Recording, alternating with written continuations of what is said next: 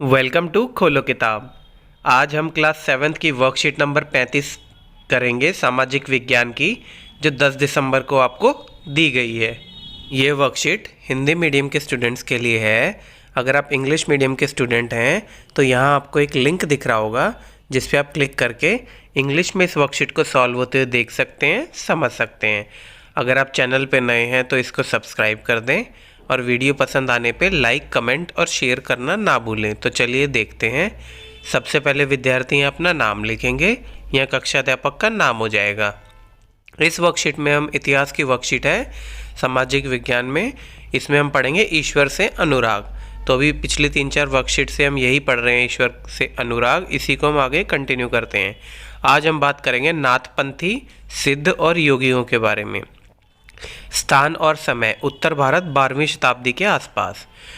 अब इनकी बात कर रहे हैं हम, तो इसी के बारे में पढ़ेंगे। उन्होंने साधारण तर्क वितर्क का सहारा लेकर रूढ़िवादी धर्म के कर्मकांडों और अन्य बनावटी पहलुओं तथा समाज व्यवस्था की आलोचना की। इन्होंने भी क्या किया? इन्होंने भी जो रूढ़िवादी धर्म नीतियाँ बनी हुई थी कि ब्राह्मण ही सारी चीज़ें करेंगे और कर्मकांड वगैरह, यज्ञ हवन वगैरह, और ब्राह्मणों को ऊंचा दर्जा मिला हुआ है, और बाकी समाज की कुरीतियाँ, व्यवस्था जिसमें नारी को समान अधिकार नहीं थे, इन सब की आलोचना की। उन्होंने संसार का परित्याग करके संन्यास का समर्थन किया। उनका कहना था संन्यास लो और उसी से मोक्ष की प्राप्ति होगी। उनके विचार से निराकर परम सत्य का चिंतन मनन और उसके साथ एक हो जाने की अनुभूति ही मोक्ष का मार्ग है। तो यही उन्होंने बोला कि जो परम सत्य मतलब परमात्मा, उसका ध्यान मगन चिंतन करो और उनके साथ एक ही हो जाना, मतलब उनके अंदर इतना खो जाना, तभी यही मोक्ष की प्राप्ति का मार्ग है। उन्होंने योगासन, प्राणायाम और चिंतन मनन जैसी क्रियाओं के माध्यम से मन एवं शरीर को कठोर प्रशिक्षण देने की आवश्यकता पर बल दिया। अब देखो, इनका मेन क्या था? संन्यास लेना। अब संन्यास लेने के लिए आदमी कहाँ? पहाड़ों पे ही जाता है और सारे संसारिक धर्मों को त्यागता है। तो उसके लिए शरीर को मजबूत होना भी बहुत जरूरी है। तो उसके लिए इन्होंने योगासन, प्राणायाम और चिंतन मनन क्रियाओं पर बल दिया। उनके द्वारा की गई रूढ़िवादी धर्म की आलोचना ने भक्ति मार्गीय धर्म के लिए आधार तैयार किया, जो आगे चलकर उत्तर भारत में लोकप्रिय शक्ति बना। अभी आप चित्र देख सकते हैं, इसमें आग के आसपास तपस्वियों का समूह, ये तपस्वी हैं और ये चारों तरफ आग लगी हुई है। एक तरीके से अपने शरीर को कठोर प्रशिक्षण दे रहे हैं ताकि उनका शरीर और मजबूत बने। अब उसके बाद है महाराष्ट्र के संत, इनके बारे में हम पढ़ेंगे। स्थान और समय, पंढरपुर महाराष्ट्र 13वीं से 17वीं शताब्दी के आसपास। और महाराष्ट्र के संत में महत्वपूर्ण संत कौन कौन थे? ज्ञानेश्वर, नामदेव, एकनाथ और तुकाराम, सखुबाई और चोखा मेला, ये सब थे इनके महत्वपूर्ण संत। अब आराध्य किसकी करते थे, किसकी अर्चना करते थे? भगवान विट्ठल, विष्णु का एक रूप होते हैं विट्ठल भगवान, उनको मानते थे। उनका केंद्र विचार क्या थे? व्यक्तिगत देव ईश्वर जन मन के हृदय में विराजमान है। उनका कहना था कि जिसका जो व्यक्तिगत देव है, जो ईश्वर है सबका, वो उनके हृदय में ही विराजमान है। और स्थानीय भाषा क्या थी उनकी? मराठी में गीत लिखे जाते थे उनके। इन संत कवियों ने सभी प्रकार के कर्मकांडों, पवित्रता के ढोंगों और जन्म पर आधारित सामाजिक अंतरों का विरोध किया।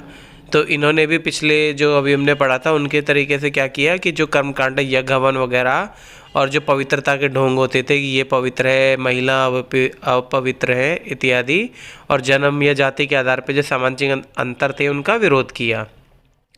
उन्होंने संन्यास के विचार को भी ठुकरा दिया और किसी भी अन्य व्यक्ति की तरह रोजी रोटी कमाते हुए परिवार के साथ रहने और विनम्रतापूर्वक जरूरतमंद साथी व्यक्तियों की सेवा करते हुए जीवन बिताने को अधिक पसंद किया। तो देखो जो अपने नाथपंथियों, सिद्धों और योगी थे, जो पीछे हमने पढ़ा था, नाथपंथी, योगी और सिद्ध, उन्होंने क्या कहा था? उन्होंने कहा था कि संन्यास लो, बट इन्होंने यहाँ कहा कि संन्यास लेने की कोई ज़रूरत नहीं है, अपनी रोजी रोटी कमाओ, परिवार वालों के साथ रहो और उसके बाद जो जीवन है उसको भगवान पर अर्पित कर दो। तो ये सारी चीज़ें हैं, इसलिए इन्होंने इन चीज़ों को पसंद किया। उन्होंने इस बात पर बल दिया कि असली भक्ति दूसरों के दुखों को बांट लेना है। इससे एक नई मानवतावादी विचार का उद्भव हुआ, जैसे कि सुप्रसिद्ध गुजराती संत नरसिंह मेहता ने कहा था, वैष्णव जन तो तेने कहिए पीर पराई जाने रे। अब यहाँ और क्या बताया, भगवान विट्ठल विष्णु का एक रूप की आराधना ने वारकारी संप्रदाय को जन्म दिया। तो जो आराधना करते थे भगवान विट्ठल की, जैसे महाराष्ट्र के संत जो मानते थे केंद्र आराध्य है, तो उन्होंने क्या किया, जो भगवान विट्ठल की पूजा करते थे उनको बोलते थे वारकारी संप्रदाय, जो पंढरपुर की वार्षिक तीर्थ यात्रा पर जोर देता था। तो ये जो संप्रदाय थे, ये पंढरपुर जो था जगह यहाँ महाराष्ट्र में, उसकी जो वार्षिक तीर्थ यात्रा होती थी उस पर जोर देता था। विट्ठल संप्रदाय का भक्ति के शक्तिशाली उपादान के रूप में उदय हुआ और लोगों में काफ़ी लोकप्रिय हुआ। सखुबाई एक महिला थी, इसमें देखो महत्वपूर्ण संत में सखुबाई भी थी, वो एक महिला थी। निम्नलिखित प्रश्नों के हमें उत्तर देने हैं। तो पहला क्या है, नाथ पंथियों, सिद्धों और योगियों के विश्वासों और आचार व्यवहारों का वर्णन करें। तो एक प्रश्न थोड़ा सा बड़ा हो जाएगा इसका आंसर, और इसको आप काट भी नहीं सकते, इतना बड़ा आपको लिखना ही पड़ेगा, क्योंकि यही सारी चीज़ें महत्वपूर्ण आचार व्यवहार हमें यहाँ बताए गए हैं। तो कौन कौन से थे वो, एक तो था उन्होंने साधारण तर्क वितर्क का सहारा लेकर रूढ़िवादी धर्म के कर्मकांडों और अन्य बनावटी पहलुओं तथा समाज व्यवस्था की आलोचना की। और उन्होंने कहा था, उन्होंने विचार से निराकार परम सत्य का चिंतन मनन और उनके साथ एक हो जाने की अनुभूति ही मोक्ष को मार्ग है, ये भी माना।